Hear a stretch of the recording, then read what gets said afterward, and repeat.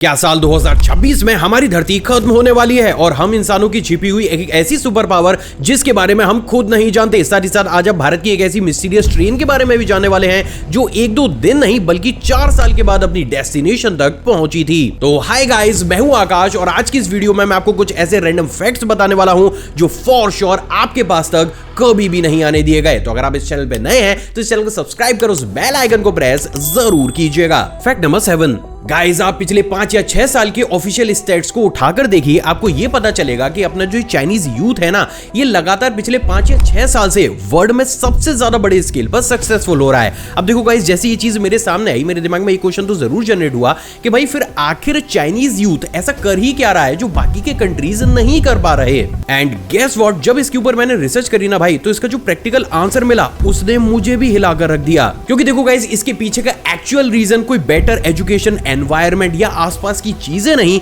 बल्कि एक AI device है। Actually guys, I am sure ये सीक्रेट आप तक आने नहीं दिया गया होगा, लेकिन जो ये चाइनीज यूथ है ना, ये पिछले 4-5 सालों से एक एआई हेड बेंड डिवाइस को भी यूज कर रहा है, जिसका देखो प्राइमरी काम सिर्फ आपकी ड्रीम्स को कंट्रोल करना ही होता है। एक्चुअली गाइस देखो, ये जो डिवाइस है ना, ये टोटली अल्ट्रासोनिक जो वेव्स होती हैं उनके बेसिस पर काम करता है और मशीन लर्निंग के थ्रू ये जानने की कोशिश करता है कि आप कब अपनी REM स्लीप के अंदर पहुंच पाते हो। बेसिकली हमारी REM स्लीप वो नींद होती है जिसमें हमें काफी रियलिस्टिक ड्रीम आते हैं। अब जैसे ही आप अपनी उस नींद के अंदर पहुंचते हो, ये डिवाइस तुरंत ही एक्टिवेट होकर आपके ड्रीम्स को मैनिपुलेट करने लगती है। यानी कि एग्जांपल के लिए, अगर आपने इस डिवाइस के अंदर ये सेट किया हुआ है कि मुझे सिर्फ हॉरर ड्रीम्स ही आए, तो जैसे ही आप REM स्लीप के अंदर पहुंचेंगे, ये डिवाइस अल्ट्रासोनिक वेव्स का यूज करते हुए आपके ड्रीम्स के एनवायरनमेंट को हॉन्टेड बना देगी और आपका एक अच्छा खासा ड्रीम देखते ही देखते एक रियलिस्टिक हॉरर स्टोरी में कन्वर्ट हो जाएगा। अब अजीब बात यह है दोस्तों कि चाइना में मौजूद बहुत सी हेड बैंड एआई डिवाइसेस की जो कंपनीज है ना भाई,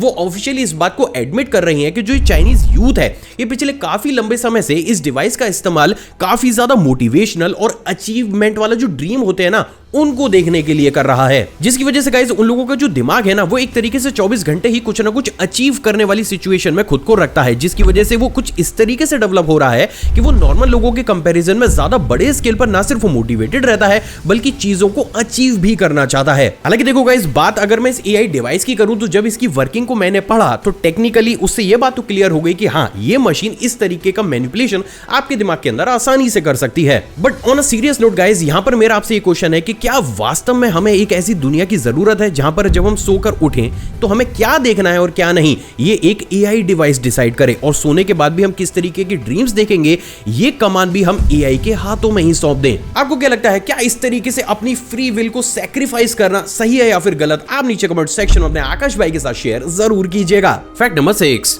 गाइस आपने भी बहुत सी मूवीज में अपने सुपर हीरो को बिजली का झटका किसी दूसरे इंसान को देते हुए देखा होगा या फिर किसी चीज में आग लगाते हुए देखा होगा। और प्रैक्टिकली जब ऐसी चीजें हम देखते हैं ना भाई, तो हमें ये लगता है कि ठीक है, ये चीजें ना बस मूवीज तक ही सीमित हैं। बट व्हाट इफ कि एक दिन आपको अचानक से ये पता चले कि भाई जो सारी चीजें हैं ना, ये तो प्रैक्टिकली दुनिया में मौजूद हर एक इंसान कर सकता है, बस इसे करना हम भूल चुके हैं। एक्चुअली गाइस, अभी मैं जो आपको बताने वाला हूं ना भाई, ये चीज आपको अंदर तक हिलाकर रख देगी। लेकिन जॉन चैंग, जो कि इंडोनेशियाई चीनी मूल के स्पिरिचुअल टीचर हैं, वो वेस्टर्न कंट्रीज में ना भाई रिंग ऑफ फायर के नाम से काफी ज्यादा फेमस हैं। और देखो, ऐसा सिर्फ इसलिए है कि जैसा भी आप इस वीडियो क्लिप में देख ही सकते हो कि ये शख्स ना भाई ना सिर्फ दूसरे इंसानों को अपनी बॉडी से बिजली का झटका दे सकता है, बल्कि ये छोटी मोटी चीजें जैसे कोई पेपर हो गया या फिर कोई छोटी मोटी चीज होती है ना, उनको भी आसानी से आग लगा सकते हैं। अब देखो गाइस, इस चीज के बाद ना भाई आपके दिमाग में भी 2 क्वेश्चन जरूर आए होंगे कि पहला, क्या ये वीडियो फेक है, एंड सेकेंडली, अगर ये वीडियो फेक नहीं है तो ये शख्स ये काम कर कैसे रहा है? तो देखो गाइस, बात अगर पहले कारण की करो तो जी नहीं, ये वीडियो पूरे तरीके से रियल है, क्योंकि इस वीडियो क्लिप को बहुत बड़ी बड़ी न्यूज एजेंसीज ने भी कवर किया है और उन्होंने भी ये बताया है कि ये रियल है।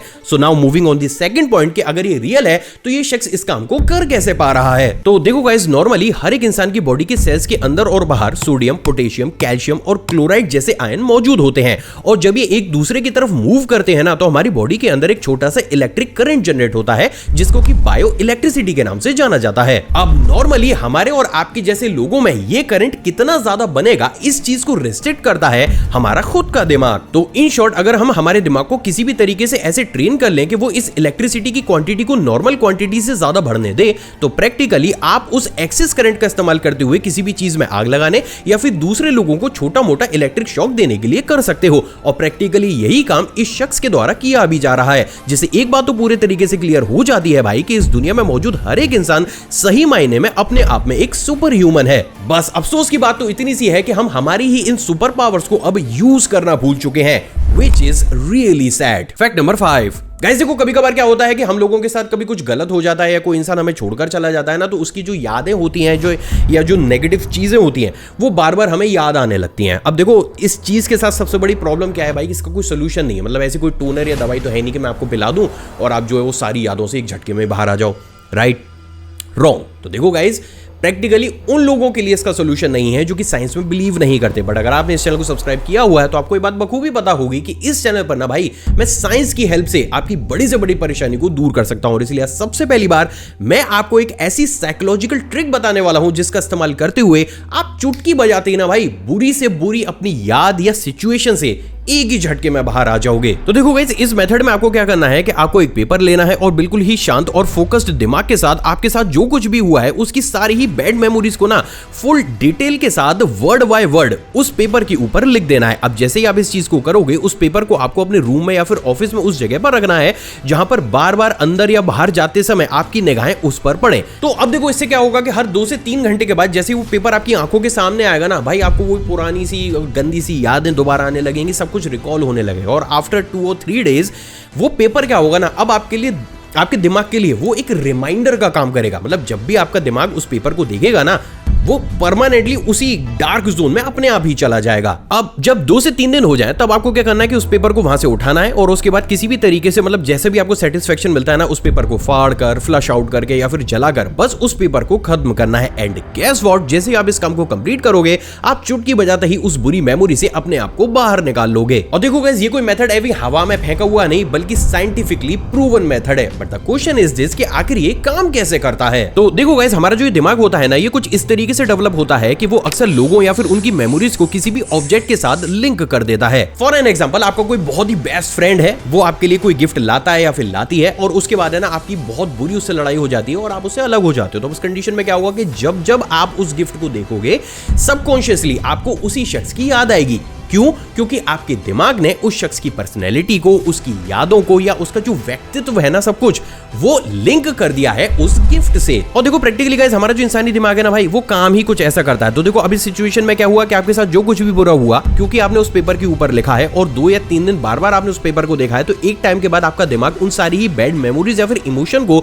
सबकॉन्शियसली कनेक्ट कर लेगा उस पेपर से। जिसके बाद क्या होगा कि जैसे आप उस पेपर को डिस्ट्रॉय करोगे काफी हद तक आपके दिमाग पे ये सिग्नल जाएगा कि भाई it's completely over for me. और उस समय के बाद क्या होगा कि सबकॉन्शियसली आपका जो ब्रेन होगा ना वो बार बार उन बैड मेमोरीज या फिर इमोशन को स्टिमुलेट नहीं करेगा। और देखो गाइस प्रैक्टिकली ये मेथड ना आज की डेट में इतना ज्यादा कारगर है कि बहुत से देशों की जो आर्मी होती है ना वो भी इमोशनली ब्रेक डाउन कर देने वाली सिचुएशन से ना भाई इसी मेथड का इस्तेमाल करते हुए बाहर आती है। तो इन शॉर्ट अगर आप भी अपनी लाइफ में कुछ ऐसी सिचुएशन में फंस जाते हैं और उससे बाहर नहीं आ पा रहे हैं तो इस सिंपल सी ट्रिक को इस्तेमाल जरूर कीजिएगा क्योंकि जेन्युइनली ये ट्रिक चुटकी बजाते ही आपकी लाइफ को ट्रांसफॉर्म कर सकती है। Fact number 4। गाइस आपने काओ एग्जाम के बारे में तो जरूर सुना होगा जिसे दुनिया का सबसे ज्यादा कठिन एग्जाम भी माना जाता है। अब देखो इसके बारे में तो बहुत सी चीजें आपने ऑलरेडी सुन रखी होंगी लेकिन इस एग्जाम से पहले बच्चे ने एक बेहद ही सीक्रेट सी प्रैक्टिस भी करते हैं जिसके बारे में 100% आपको नहीं पता होगा क्योंकि चाइना से बाहर ना इस चीज को ज्यादा खुलकर डिस्कस नहीं किया जाता। तो देखो गाइस सीन कुछ ऐसा है कि इस एग्जाम को आने से कुछ महीने पहले ही वहां के जो बच्चे होते हैं वो अपने दोनों ही कान पकड़कर डेली बेसिस पर 15 से 20 उठक बैठक लगाना शुरू कर देते हैं। अब देखो इस चीज को अभी यहीं पर ही छोड़ देते हैं और सीधा चलते हैं यूएसए।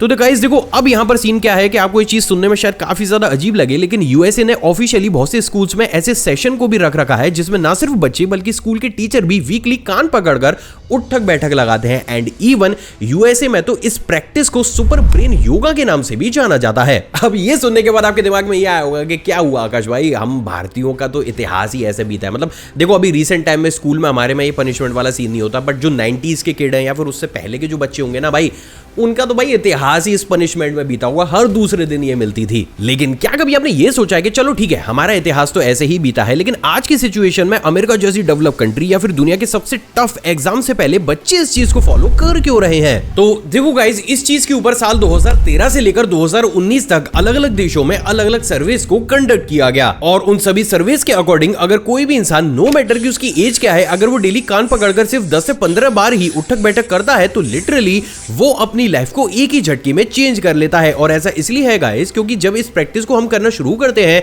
तो ये चीज हमारे ब्रेन के लेफ्ट और राइट हेमिस्फीयर को बैलेंस कर देता है, और जैसे ये चीज होती है हमारे ब्रेन में बहुत ही कम समय में एक्स्ट्रा न्यूरोलॉजिकल सिग्नल्स जनरेट होने लगते हैं। मतलब कि ये ठीक वैसा ही है जैसे मान के चलिए एक बल्ब जो है वो काफी धीरे धीरे जल रहा है और सडनली आप उसको फुल इलेक्ट्रिसिटी देकर अपनी फुल कैपेसिटी पर जला डालें। अब देखो गाइस, जैसे ये बैलेंस हमारे दिमाग के अंदर क्रिएट होता है हमारा दिमाग हाईली एक्टिव स्टेट में पहुंच जाता है, जिसकी वजह से बाकायदा ये रिसर्च ये भी बताती है कि एक इंसान का फोकस उसकी वजह से ही ना सिर्फ इंप्रूव कर जाता है बल्कि इसकी मेमोरी और यहां तक कि हमारी जो प्रॉब्लम सॉल्विंग स्किल्स होती है ना भाई, वो तक भी इंप्रूव कर जाती हैं। और देखो गाइस, ये भी एक बहुत बड़ा रीजन है जिसकी वजह से अगर आप इंडिया की भी इस पनिशमेंट को उठाकर हिस्ट्री को देखोगे तो आपको ये पता चलेगा कि इनिशियल स्टेज पर हमारे जो गुरुकुल होते थे उसमें जो शिक्षक होते थे या फिर गुरुजी हुआ करते थे वो सिर्फ उन्हीं बच्चों को ये पनिशमेंट दिया करते थे जिनका दिमाग पढ़ाई पर लगता ही नहीं था। इन शॉर्ट, फोकस की कमी। यानी कि जो रिसर्च आज की ये सो कॉल्ड मॉडर्न साइंस अब कर रही है, सही मायने में कई सौ साल पहले हमारे आचार्य या फिर गुरुकुल के जो गुरु हुआ करते थे ना भाई, वो ऑलरेडी कर चुके थे। और इसलिए भी जो वेस्टर्न कंट्रीज हम लोगों को इस चीज के लिए क्रिटिसाइज किया करते थे,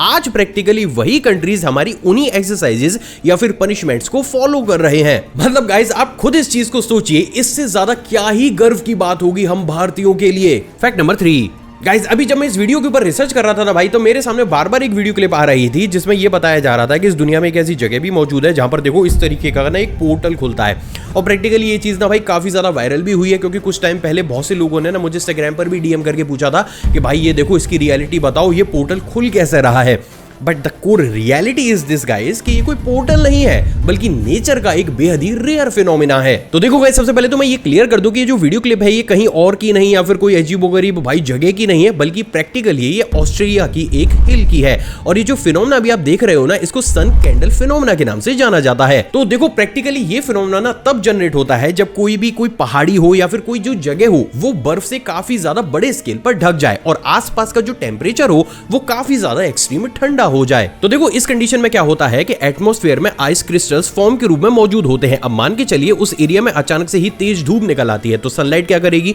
कि जो बर्फ जमीन पर बिछी हुई होगी उससे वो रिफ्लेक्ट होकर वापस ऊपर की तरफ उठेगी। अब क्योंकि देखो ऑलरेडी आसपास के एनवायरनमेंट में आइस क्रिस्टल्स मौजूद हैं, तो वो सनलाइट आइस क्रिस्टल्स के साथ भी रिफ्लेक्शन को क्रिएट करेगी। और जब ये पूरी सिचुएशन बनकर तैयार होती है तो हमें हवा में कुछ इस तरीके का अजीब सा पोर्टल खुलता हुआ दिखाई देता है। लेकिन गाइस, ना ही कोई डरने की बात है और ना ही टेंशन लेने की बात है, क्योंकि प्रैक्टिकली ये कोई पोर्टल नहीं, बस नेचर का एक बेहद ही रेयर फिनोमेना है जो कि 10 साल या 12 साल के बाद कभी कभार जनरेट होता हुआ हमें दिखाई देता है। और देखो यही वो एक सबसे बड़ा रीजन भी है जिसके चलते हुए बहुत ही कम लोगों ने अपनी पूरी जिंदगी में कभी भी इसे देखा होता है। तो फॉर श्योर आप ये कह सकते हो कि अभी अभी आपने जिस चीज को देखा है या जिसके बारे में जाना है वो अपने आप में काफी ज्यादा रेयर है। फैक्ट नंबर 2 गाइस, अगर नॉर्मल सिचुएशन में मैं आपसे ये पूछूं कि इंडिया के अंदर एक ट्रेन मैक्सिमम कितना लेट हो सकती है, तो आप बोलोगे भाई 12 घंटे 14 घंटे, चलो बहुत ही ज्यादा टफ सिचुएशन थी तो 18 घंटे या 20 घंटे, राइट। लेकिन क्या आपको पता है कि हमारे देश भारत के इतिहास में एक ऐसी ट्रेन भी मौजूद थी जो कि लिटरली भाई 35,000 घंटे लेट हुई थी। मतलब अगर आप इसको दिन में कन्वर्ट करोगे ना तो ये ऑलमोस्ट हो जाता है 4 साल। But how it's even possible? Actually guys, ये कहानी शुरू होती है साल 2014 में जब गुवाहाटी और तिरुवनंतपुरम एक्सप्रेस 12508 असम के डिब्रू से केरल के तिरुवनंतपुरम के लिए रवाना हुई। लेकिन जैसे ये ट्रेन थोड़ी सी दूरी आगे बढ़ी ना भाई, कुछ टेक्निकल एरर की वजह से इस ट्रेन को टोटली अनफिट कर दिया गया। इसके बाद क्या हुआ कि इसमें मौजूद जो पैसेंजर्स थे या तो उनको कंपनसेट किया गया या फिर दूसरी ट्रेन में बैठाकर अपनी डेस्टिनेशन तक पहुंचा दिया गया। लेकिन इंटरेस्टिंग बात यह थी दोस्तों कि इस ट्रेन को इंडियन रेलवेज के द्वारा कभी भी ऑफिशियली रिकॉर्ड पर कैंसिल नहीं नहीं किया गया, जिसकी वजह से क्या हुआ कि ये ट्रेन ऑफिशियली रिकॉर्ड्स पर कैंसिल दिखाने की बजाय लेट दिखाने लगी। अब उससे भी ज्यादा इंटरेस्टिंग बात ये है दोस्तों कि जब 4 साल के बाद इंडियन रेलवेज ने अपने डेटा को दोबारा से अपडेट किया, तब जाकर उनको यह पता चला कि भाई प्रैक्टिकली उनकी एक ट्रेन पिछले 4 सालों से मिसिंग है। जिसके बाद जब इसकी खोज शुरू की गई, तब जाकर इंडियन रेलवेज को यह पता चला कि भाई आज से लगभग 4 साल पहले इस ट्रेन को किसी एक रिपेयरिंग यार्ड में भेज दिया गया था। जिसके बाद कई महीनों तक ढूंढने के बाद इंडियन रेलवेज को प्रैक्टिकली यह बात पता चली कि आखिर ये गायब हुई ट्रेन देश के किस कोने में मौजूद है, और तब जाकर ऑफिशियली रिकॉर्ड्स में इस ट्रेन को कैंसिल किया गया। और यही वो एक सबसे बड़ा कारण भी है जिसके चलते हुए अगर ऑफिशियल डेटा की बात की जाए तो ये ट्रेन भारत की अभी तक की सबसे पहली और इकलौती ऐसी ट्रेन है जो कि ऑन रिकॉर्ड लगभग 4 साल तक लेट रही। लेकिन गाइस देखो, यहां पर मैं एक बात पूरे तरीके से क्लियर कर दूं कि बहुत से लोगों के दिमाग में ये भ्रम है कि भाई ये एक मालगाड़ी थी और इसके अंदर फर्टिलाइजर्स मौजूद थे। नहीं, ऐसा बिल्कुल भी नहीं था। ये एक पैसेंजर ट्रेन थी एंड सेकेंडली इसमें कोई भी इंसान या फिर सामान मौजूद नहीं था, इसलिए भी 4 साल तक इसके डेटा को अपडेट नहीं किया गया। क्योंकि देखो गाइस, अगर एक बिल्कुल ही सिंपल से लॉजिकल दिमाग को लगाया जाए और भाई हमारा कोई अगर हम सामान मंगाते हैं और वो 3 से 4 दिन ही डिले हो जाता है, तब भी हम क्या करते हैं कि उस कुरियर सर्विस को ना ऊपर से नीचे तक मेल डाल देते हैं कि भाई ट्रैक करो, मुझे नहीं पता मेरा सामान कहां खो गया। तो प्रैक्टिकली इतने बड़े स्केल पर अगर इसमें फर्टिलाइजर मौजूद था तो भाई ये ट्रैक हो जाता। ये ट्रैक हुई इसलिए नहीं क्योंकि या ना तो ये मालगाड़ी थी तो इसमें माल था और पैसेंजर्स भी इसके अंदर थे नहीं, प्लस इस ट्रेन को ना आगे कंटिन्यूटी में यूज भी नहीं किया जाना था, जिसकी वजह से ऐसा सिनेरियो जनरेट हुआ कि भाई 4 साल तक इंडियन रेलवेज को भी पता ही नहीं चला कि हमारी एक ट्रेन मिसिंग है। बट हाँ, प्रैक्टिकली ये भारतीय जो रेलवे है उसके इतिहास का अभी तक का सबसे बड़ा ब्लंडर माना जाता है। फैक्ट नंबर 1, क्या साल 2026 में हमारी ये धरती खत्म हो जाएगी? वेल गाइस, अब ऐसा मेरा स्टेटमेंट नहीं है बल्कि ये स्टेटमेंट है खुद नासा का। क्या है पूरा मामला, चलिए स्टेप बाय स्टेप उसे समझने की कोशिश करते हैं। असल में गाइस, ये पूरी ही कहानी शुरू होती है 27 दिसंबर 2024 से, जब चिली के एटलस टेलीस्कोप के द्वारा एक छोटे एस्टेरॉयड को ट्रैक किया गया। अब इंटरेस्टिंग बात यह है दोस्तों कि जैसे ही रिसर्चर्स ने इस एस्टेरॉयड के पाथ को अपने इंटेलिजेंस सिस्टम के अंदर डाला, उसने तुरंत ही चिली के रिसर्चर्स को यह वार्न किया कि अगर ये एस्टेरॉयड इसी तरीके से आगे बढ़ता हुआ चला गया तो 22 दिसंबर 2032 को इसके अर्थ से टकराने के चांसेस काफी ज्यादा हैं। बट यहां पर सबसे ज्यादा इंटरेस्टिंग बात यह है दोस्तों कि अगर हम इस एस्टेरॉयड के पाथ को एग्जामिन करें तो यह बात यहां पर पूरे तरीके से क्लियर हो जाती है कि मे बी आगे आने वाले कुछ महीनों में ये एस्टेरॉयड किसी एक दूसरे एस्टेरॉयड से टकरा सकता है और उस इंपैक्ट के बाद इस एस्टेरॉयड की स्पीड काफी ज्यादा तेज हो सकती है। और उस कंडीशन में ये एस्टेरॉयड फिर साल 2032 में नहीं बल्कि साल 2025 के लास्ट या फिर 2026 की स्टार्टिंग में अर्थ से टकरा सकता है। अब देखो गाइस, जैसे ये सारी इंफॉर्मेशन चिली के रिसर्चर्स को मिली, उन्होंने भाई सारे ही डेटा को उठाया और सीधा का सीधा सौंप दिया नासा को, जिसके के बाद नासा ने इस एस्टेरॉयड के ऊपर रिसर्च करना शुरू किया और उन्होंने ये पाया कि एस्टेरॉयड लगभग 40 से 90 मीटर चौड़ा है। अब क्योंकि इसको साल 2024 में सबसे पहली बार देखा गया था तो नासा के द्वारा इसका नाम दिया गया 2024 YR4। अब देखो, यहां तक की स्टोरी जानने के बाद आपको ये लग रहा होगा कि चलो भाई अच्छी बात है, टाइम से नासा को पता चल गया। अब नासा क्या अपने डार्ट मिशन जैसे कोई मिशन को कंडक्ट करेगी और इस एस्टेरॉयड के पाथ को चेंज कर देगी, राइट? जी नहीं, पूरे ही तरीके से गलत। एक्चुअली गाइस, अगर आपको ये बात याद होगी तो आज से कुछ टाइम पहले मैंने आपको ये भी बताया था कि भले ही नासा डार्ट मिशन जैसी चीजों को कंडक्ट कर सकता है जिसमें वो मैन मेड सैटेलाइट को एक एस्टेरॉयड से टकराकर उसके रास्ते को बदल सकते हैं, लेकिन देखो ये चीज ना पेपर पर जितनी ज्यादा इजी लगती है, प्रैक्टिकल लाइफ में ये नासा के द्वारा कर पाना नेक्स्ट टू इम्पॉसिबल सा है। और देखो गाइस, उस समय मैंने जो चीज बोली थी ना भाई, प्रैक्टिकली आज वो सच साबित हुई है, क्योंकि नासा का खुद ऑफिशियल ये स्टेटमेंट है कि करंट टेक्नोलॉजी के दम पर हम इस एस्टेरॉयड को किसी भी तरीके से डिस्ट्रॉय नहीं कर सकते हैं। और देखो, ये भी एक बहुत बड़ा रीजन है जिसके चलते हुए रिसेंटली नासा ने इस एस्टेरॉयड की इंफॉर्मेशन जो है ना वो वर्ल्ड वाइड बड़ी बड़ी स्पेस एजेंसीज के साथ भी शेयर कर दी है, ताकि वो भी डीपली इस एस्टेरॉयड को ऑब्जर्व करें और ये पता लगाने की कोशिश करें कि भाई कैसे, मतलब कैसे ना कैसे करके बस हम इसके रास्ते को कैसे शिफ्ट कर सकते हैं। क्योंकि देखो, ये करना ना बीइंग एन इंडियन हम लोगों के लिए काफी ज्यादा जरूरी भी है, क्योंकि बात अगर इसके इंपैक्ट की जाए तो इस एस्टेरॉयड का सबसे ज्यादा impact India, Pakistan, Bangladesh, Ethiopia, Sudan, Nigeria, Venezuela,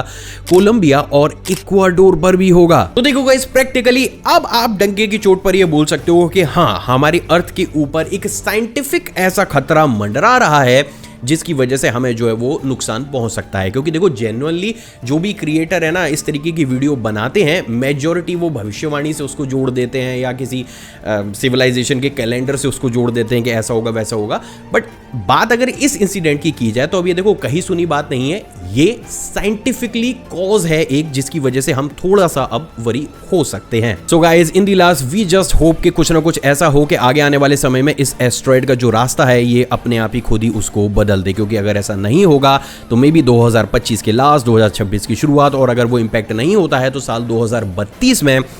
हमें कुछ ना कुछ तो ऐसा करना ही होगा जिसकी वजह से हम खुद को प्रोटेक्ट कर पाएं। बट टेक्निकली बात अगर मैं इस समय यानी कि 2025 की करूं तो भाई ऑफिशियली हमारी अर्थ पर अभी कोई भी ऐसी टेक्नोलॉजी मौजूद नहीं है जो इसके पाथ को चेंज कर सके। होपफुली आगे हम शायद डेवलप कर लें। आई होप गाइज आज का ये इन्फॉर्मेटिव वीडियोस आपको पसंद आई होगी। अगर आपको ये वीडियो पसंद आई और आपने इसे यहाँ तक देखा है तो फॉर श्योर इस वीडियो को लाइक जरूर कीजिएगा, क्योंकि ये चीज़ आपके लिए फ्री होती है भाई, लेकिन इससे ना मेरा मेरी पूरी ही टीम का मोटिवेशन बहुत ज़्यादा बढ़ जाता है। अगर आप इस चैनल पर नए हैं तो इस चैनल को सब्सक्राइब करो, उस बेल आइकन को प्रेस जरूर कीजिएगा। मुझसे इंटरेक्शन को बढ़ाना चाहते हैं नीचे कॉमेंट सेक्शन में कॉमेंट कीजिएगा, या फिर आप चाहें तो मुझे इंस्टाग्राम पर भी फॉलो कर सकते हैं।